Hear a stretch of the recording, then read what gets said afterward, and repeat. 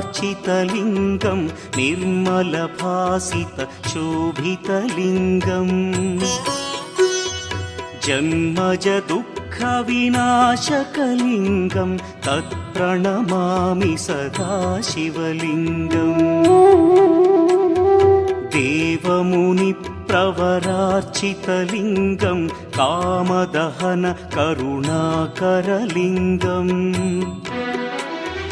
रावणदर्पविनाशकलिङ्गं तत्प्रणमामि सदा शिवलिङ्गम्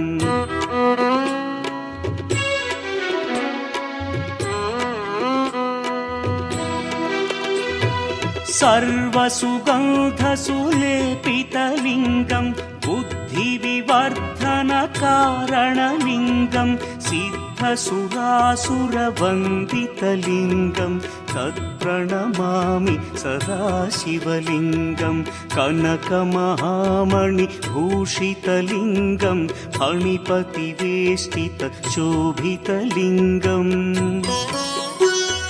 दक्षसुयज्ञविनाशनलिङ्गं तत्प्रणमामि सदा शिवलिङ्गम् कुङ्कुमचन्दनलेपितलिङ्गं पङ्कजहार सुशोभितलिङ्गम् सञ्चितपापविनाशनलिङ्गं तत्प्रणमामि सदा शिवलिङ्गम्